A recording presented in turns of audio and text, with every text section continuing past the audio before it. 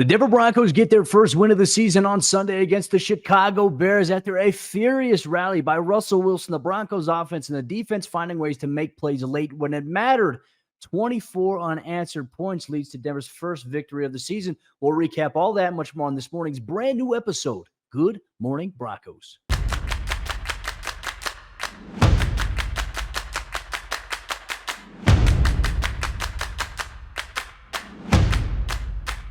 Good morning, Broncos Country. Welcome into another episode of G&B, your daily bite-sized Broncos conversation with a cup of coffee here on Mile High Sports YouTube page. Mile High Sports, every team, every day for all your professional sports needs, covering the Denver Broncos, Colorado Rockies, Colorado Avalanche, and Denver Nuggets. This is the place to be. Make sure you hit that subscribe button down below so you never miss out on all the action here. But we have a lot to talk about here today as the Denver Broncos got their first victory of the season on Sunday. We'll hear from Broncos head coach Sean Payton this morning on a conference call to recap some of the action, some of the outcomes from that game specifically. But the win feels good for a moment here, but Denver still has a lot of areas they have to address and concern. So we're not going to spend too much time focused on the negative. We'll address what needs to be addressed, but it is a Victory Monday, our first Victory Monday installment here of Good Morning Broncos. I'm Cody Roark, Broncos reporter for Mile High Sports. I write about the team every day. I cover them in person. You can check out my written work, milehighsports.com. But let's talk about this game here. Now, coming into Sunday's matchup, it was a battle between two teams who were 0-3, looking for their first victory of the season. And look, the Broncos offense, first drive of the game, they go downfield and they find a way to score. This is the third game out of 4 so far this season where Denver has scored a touchdown in their opening possession, which this hasn't happened for them in quite some time. So some good progress when we talk about what Denver's got going on inside the script there. But really, more importantly, what set it up, Russell Wilson being decisive in the passing game and finding Jaleel McLaughlin, the undrafted rookie free agent, for his second career touchdown. His first touchdown came in week 2 and a rush on the outside against the Washington Commanders. And this week he hauled in a little bit of a catch in the flats and he ran it in 18 yards for a score to give Denver a 7-0 lead. And then all of a sudden things got a little wonky in this game here for the Broncos. The defense, once again, coming off a performance last week where they simply struggled to stop the Miami Dolphins, gave up 70 points, over 700 yards of offense. Denver's defense didn't have a very good day on Sunday either, but they did come up with some big stops that we'll talk about a little bit later on as this show progresses here, powered by our friends over there at Superbook Sports.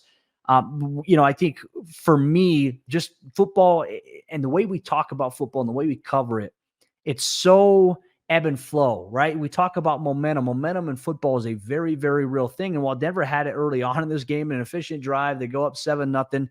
They lost it a little bit here because the Chicago Bears and Justin Fields, Justin Fields was perfect on the afternoon, minus the last throw, really, in that first half. We'll get to that here in a moment. But he was carving up the Broncos in the passing game, in the short to intermediate, a couple of deep window shots against some cover 2 looks that Denver threw out there. And DJ Moore was having a big game. Cole Kmet was having a big game, hurting the Broncos defense. And then they were also able to have success on the ground in the run game here. But really things kind of turned a little bit for Denver on the Chicago Bears' first scoring drive. Justin Fields uncorked the pass to DJ Moore, who caught the ball, had one foot in bounds, didn't really get that right foot down, that second foot in control. It hits the pylon. They rule it a touchdown. They go through and they review it, and it is still called a touchdown. Even Gene Steratore, the rules analyst that jumps on CBS, got on there and said that I'm not sure why that was called a touchdown. The only argument I think he made was because they ruled it initially a touchdown, it was too hard. Like they didn't have enough evidence to overturn it. But if you look at the replay, you clearly saw he only had one foot in. So the Chicago Bears on that play, they scored on a college rule touchdown. But here's the thing too. We have in 2023 access to 8K cameras on broadcast angles, replay. You have guys up in the box in the sky judge, and all of a sudden you still can't get calls right. Like, I don't understand that. But to me, it also tells that Sean Payton, with how vocal he's been in his past of Roger Goodell and officiating, I feel like there is a target, and the Broncos have had some calls in the first 4 weeks of the season that have gone against them. That makes me feel like that reputation that Payton has in the eyes of the league, maybe Roger Goodell and some officials, it is hurting the Broncos in this situation. But that obviously tied the game up at 7-7. And from that point forward, Justin Fields just went on a tear, carving up the Broncos defense. Now, to the point I mentioned earlier, Okay, he only had one incompletion in the first half, right? 231 yards, 3 touchdowns in the first half. I think he was 16 of 17 overall at halftime. That incompletion came on a Hail Mary at the end of the first half there. So he was efficient. He had a lot of confidence going on. And certainly, look, he was a guy who looked like a different quarterback than what we've seen so far. They built a game plan, I think, around him and attacked the areas where the Broncos were playing a lot of soft coverage in, and they exploited that. And that, to me, I think is where the bigger concern lies here for the Broncos defense going forward with Vance Joseph. We'll obviously dive deep into that here. But really the story of the game, Chicago from that standpoint, opened up the third quarter, another touchdown drive. Denver trailed in the third quarter, 28-7. And this was on par, like the commentary too. And look, I'm sitting here, if you all know me, I'm a defensive guy. I love defensive football. That was the worst. Like, this has been the worst defense I've seen from the Broncos, I think, in their history, in the time, at least in the 29 years that I've been alive. I have not seen a defense struggle at the magnitude of giving up chunk yardage in big play after big play, not being able to get a stop than I have the Broncos defense. And that was the theme through 3 quarters, going down 28-7 there. And it seemed like Denver had no answer, but momentum, as we talked about it earlier, is this thing that you can capture and you can run with. And Denver found a way to do it. And that was really behind Russell Wilson and the Broncos offense. So let's get to the third quarter here. Russell Wilson orchestrated a 7-play, 75-yard drive that saw him cap it off with a touchdown pass to Brandon Johnson, wide open in the back of the end zone. That cut the deficit from that standpoint, 28-14. And that was going into, at that point, the fourth quarter. All right. Denver had an opportunity. It's like, all right, hey, you have to figure out a way to capitalize on that. You have to get a stop defensively, which at that point, Denver's defense wasn't stopping anybody. And that was the concerning trend.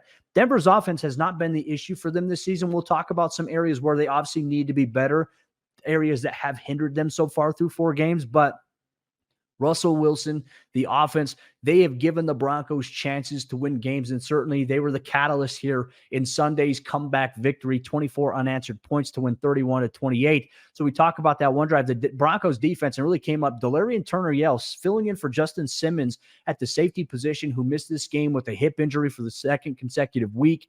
He came up with a big stop on third and short, and I think it ended up being 4th and 2. The Chicago Bears punted it away. Russell Wilson orchestrated yet another efficient drive, this time a 10-play, 66-yard drive that saw him connect with Cortland Sutton on third down for a 13-yard touchdown. Just threw an absolute laser in the middle of 2 defenders there. And all of a sudden, folks, we had a 28-21 ball game in the fourth quarter. The biggest question is, could the Broncos defense get a stop? Well, we certainly saw that, because what had happened is Nick Bonito came screaming off of the defensive left side, and he hit Justin Fields, who fumbled the football. A quick strip sack there by the Broncos' second-year edge rusher, Jonathan Cooper, who they're calling Jonathan Scooper this week, had the scoop and score. Scoop, there it is, a touchdown fumble recovery that all of a sudden tied the game up at 28-28. And at that point, everyone was saying on social media, I got so many different replies on Twitter from people saying, okay, 28-28, tie ball game. The Broncos, they got me back into believing, and now they're going to let it out, right? That's a lot of the responses I got on social media from fans. Well, Chicago was moving the ball downfield, and they orchestrated a really good drive. I think that got them to the point where there was like 2 minutes left. And look, Denver was already, I think they had 1 timeout left in this game at that point. 4th and 2, you get it inside. I think it was the 25, 30-yard line, somewhere along those lines, a field goal position. 4th and 2, they come out. Chicago looks like they're trying to get the hard count there. Doesn't work. They call a timeout. Usually you think in a situation, okay, we didn't get the hard count. We're going to send the field goal unit out there with just about 2 minutes left in this game, and we're going to kick the field goal, go up 31-28, and then really try to force the Broncos to really try to take some shots, be aggressive to try to get in a field goal range, or potentially try to generate some pressure to force a turnover. They decided to go for it on 4th and 2, and rather than them, which in my opinion, this is probably what they should have done, fake the inside handoff to Khalil Herbert, have Justin Fields try to get to the edge. He's such a dynamic athlete. You're asking him to pick up 2 yards, or heck, even sneak it, or quarterback draw at that point. Instead, it's a handoff to Khalil Herbert, and shout out to Alex Singleton and Delarian Turner-Yell shooting through the gaps right there to stop him on 4th and 2. That gives the Broncos the ball back in prime position for Russell Wilson and the offense to maybe make some things happen here. Very first play, Russell Wilson dials it up right side. Marvin Mims, 49 yards in the soft spot against the defense. And he made a move, and all of a sudden, Denver's in field goal range here. They ran a couple of plays there. Then they had an incomplete pass on third down, but luckily, Will Lutz, who the Broncos traded for this offseason, he came in, nailed a 51-yard field goal to give Denver the 31-28 victory over the Chicago Bears. Well, the lead there. Obviously, we ended in a victory for them. But what happened was, okay, Justin Fields, Chicago Bears, they get one more chance. Denver had some opportunities, a couple of third down situations. A shout out to DJ Jones and Jonathan Cooper. They had some pressures on Fields, forced him to have an intentional grounding. Now, obviously, it was a loss of down, 10-second runoff, backed it up. But then the Broncos defense and Vance Joseph, and this is where we'll get into some deeper talking points here, had the Broncos coverage guys playing 12 yards off the ball on 3rd and 10. And I understand the importance. Okay, hey, we want to keep everything in front of us here. We have to protect the sticks.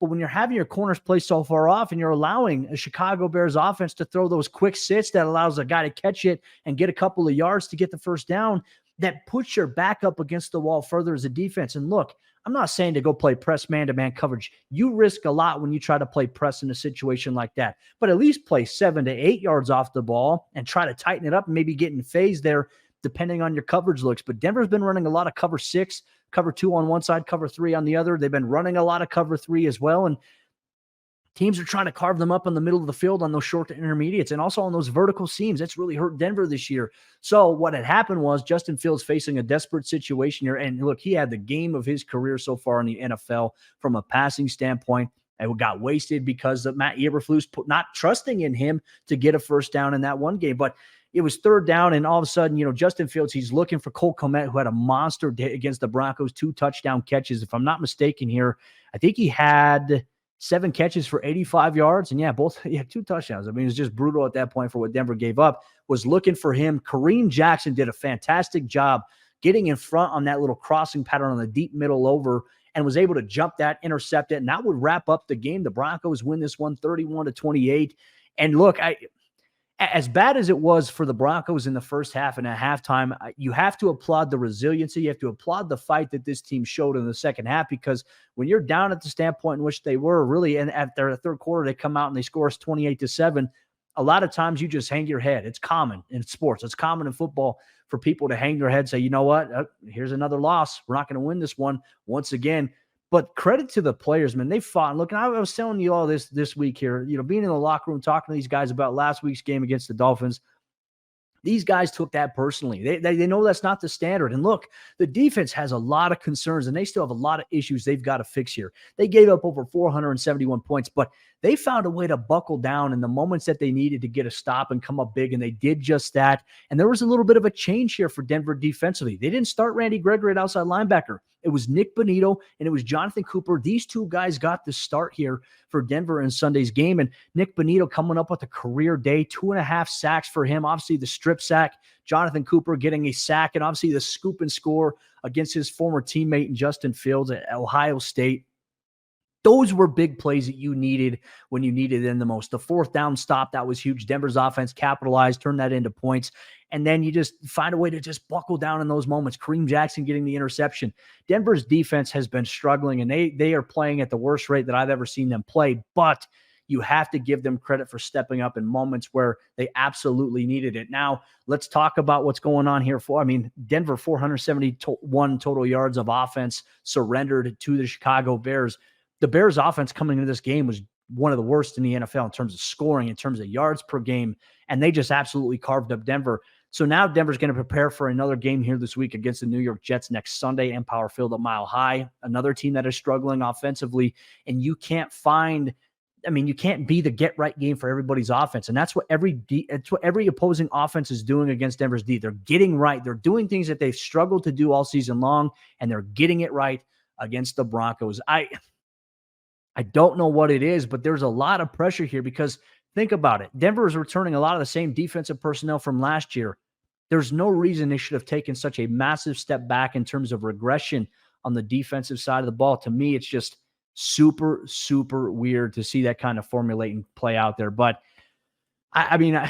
for me, I don't like bad defense. I know Sean Payton doesn't like how things are here, but one thing that Sean Payton doesn't like, and these are some things that are impacting Denver's offense, it's just penalties. They had 7 total penalties on the afternoon. 6 of them were on the offensive side of the ball, 5 of them being false starts. Several of those false starts coming on 3rd and 1, 3rd and 4, 3rd and 5. That backs the Broncos up and puts them in a situation where they're facing a 3rd and long field situation. Those things are hurting them. And really, 4 offensive linemen had false starts. You had Garrett Bowles with one. Mike McGlinchey had a couple. Quinn Miners had one. Lloyd Cushenberry had one. Ben Powers luckily didn't have a false start in this game. But, man, Denver consistently shoots himself in the foot. And I think it's a spiraling effect of when they have a bad play happen. Really, this is where it all started.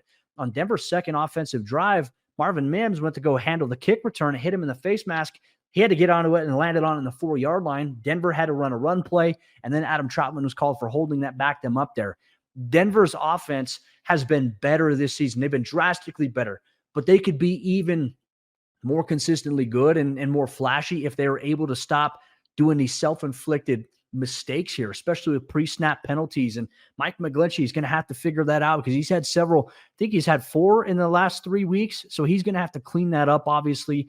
That's something that Sean Payton said in the post-game yesterday. He said, I absolutely hate the penalties, that they're killing them in terms of what they want to do here. But obviously, Russell Wilson deserves a lot of credit here, a comeback. And for him, just facilitating that 21 of 28 passing, 223 yards and 3 touchdowns through the air for him, finding guys like Jerry Jeudy in key situations. Marvin Mims, obviously on a 49-yard play downfield. But, hey, we got to give a special shout-out, and maybe a player of the game. We're going to give a game ball to undrafted rookie free agent Jaleel McLaughlin. Over 100 all-purpose yards, including an 18-yard catch and run in the first quarter. Gave the Broncos their first score of the game to go up 7-0. But, man, he stepped up. Javonte Williams had 2 carries in this game, left with a hip injury, and did not return. We're going to wait for more word and maybe some evaluation from that on Sean Payton a little bit later on in the week about where his injury is and what that means for the team. But if he does miss time, Jaleel McLaughlin stepped up in a big way. 7 carries on the afternoon on Sunday for 72 yards,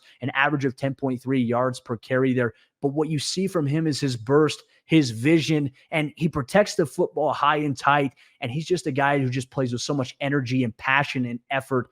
He's one of those guys I feel like can energize this team. Obviously, Russ's performance, Portland coming up big on several situations there. Little Jordan Humphrey, an under-the-radar guy, has been, everyone's like, why is he on this roster? A few weeks ago, he had one play in this game where he caught it, and Denver, I think it was a 3rd down. I think it was like 3rd and 10, if I'm not mistaken.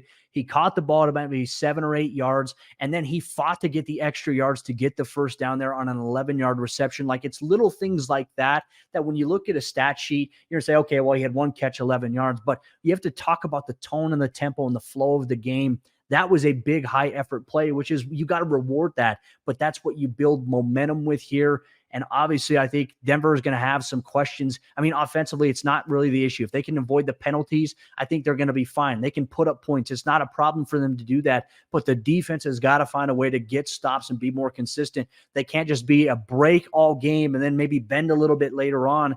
Denver's got to figure out how to solve these defensive issues, or else there could be a change coming quickly, even though that Denver came away with a victory during week number 4 against the Chicago Bears, who right now, as it currently stands, they hold the number 1 and number 2 overall picks in the 2024 NFL draft, and we'll see what they do about that. But for Denver, not, a lot of ugly in this game in the first 3 quarters, but then things you can build on. And look, obviously a win is great to get under your belt. You'd rather be 1-3 than 0-4, but the road gets tougher here for Denver. Jets coming up, Chiefs on Thursday Night Football, Packers at home, another game against the Chiefs, bye week on the road against the Buffalo Bills, who boat raced the Miami Dolphins on Sunday as well. So the NFL is weird, and Denver's got their work cut out for them. It's going to be a long road, and there's a lot of things that Sean Payton told us after the game that they absolutely have to clean up when they play better football teams, or else, a lot of the results are going to be the same of what we've seen so far through the first 4 weeks of the NFL season. But Broncos Country, I appreciate you so much for tuning in to today's episode.